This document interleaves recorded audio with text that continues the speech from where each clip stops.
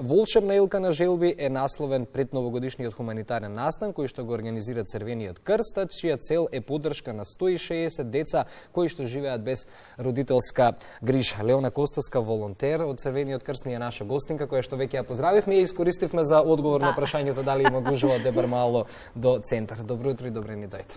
Добро утро, ви се заблагодарувам на поканата за денешното гостување. Уште еднаш потврдуваме и со овој настан за кој што говориме наредниве минути дека солидарноста е нешто со што навистина можеме да се гордееме и како нација, нешто што особено го потенцира и актуализира постојано Црвениот крст. Последнава, да речеме, убава акција со која што ја завршуваме 2024 е нешто што, ако не грешам, започна пред 17 години. И ние секогаш пред празниците велиме дека секој гест е убав кој што ќе го направи секојдневието поубаво. И на возрастните, особено на децата. Ние фокусот го ставаме на децата. Да. Значи, активноста Волшебна илка на желби, како што кажавте и вие, иницирана пред 17 години. Главно идејата е дека секој човек, како најбитно и детето, треба да се чувствува убаво и среќно пред новогодишните празници. И затоа како целна група на овој проект не се децата кои што се сместени во згрижувачки семејства, односно кои што се без родителска грижа. Па така и оваа година Црвен крст на град Скопје, заедно со помош на Рамстормол, МТСП, Меѓуопштинскиот центар за социјална работа и несебичната поддршка од Комерцијална банка, успеавме да ги исполниме желбите на децата.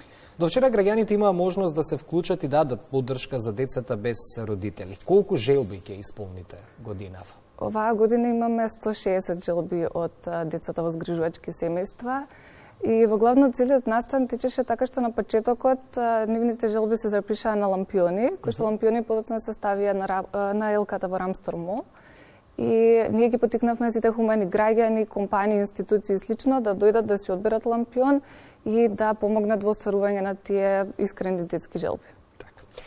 Можеме, кога веќе зборуваме за желбите, да откриеме некои од детските желби, но не кажуваме име, нели велат да не баксузираме, ако се откриела желбата, нема да се исполни, но тука знаеме дека ќе биде исполнета. Што се посакува?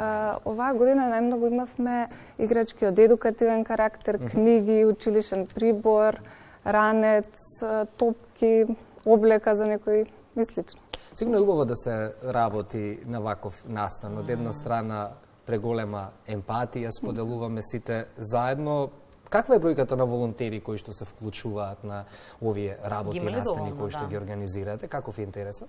Па искрено ви, јас како млад волонтер можам да кажам дека има огромна заинтересираност, не само за оваа активност, и за други активности кои што ги организира Црвениот крст, и мислам дека се повеќе и повеќе помладите генерации се поинтерактивни и повеќе сакаат да помагаат и се хумани. Централниот настан е денеска, како е организиран, Леона?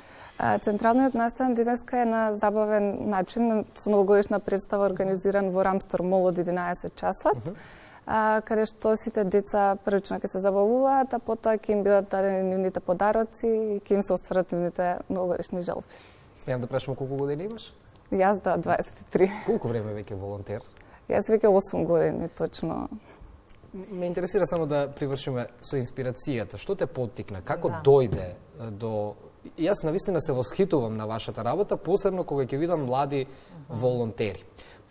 Па и посебно, повторно ќе го потребам зборот во ова брзо време во кое што живееме и некако кога барањата ни се многу поразлични и на младите луѓе се многу поразлични за разлика од пред десетина години. Како влезе во целата ова приказна? Кој те инспирираше? Сама поттикна да дојде тоа нешто од тебе однатре? Може да ни го кажеш? Па, искрено, инспирацијата ми дојде сама првично. Јас мислам, сум имала многу хобија, но одреден период престанав, почнав во средно училиште и бев заинтересирана да помогнам несебично и на другите, затоа што таков период има повеќе луѓе кои што им треба помош.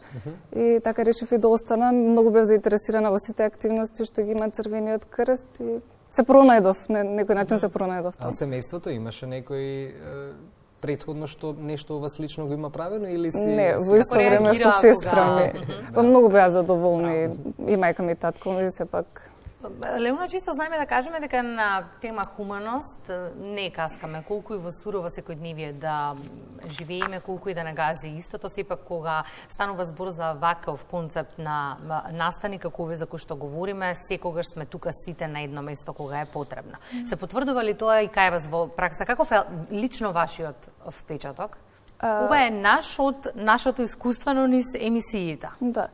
Па, бидејќи веќе 8 години сум волонтер, искрено можам да кажам дека хуманоста на граѓаните и на младите и на постарите многу се истакнува. Посебен доказ е самата волшебна елка, што организираме 160 подароци несебично беа собрани од сите граѓани, институции и компании, но исто така и за многу други активности кои ги имаме низ годината.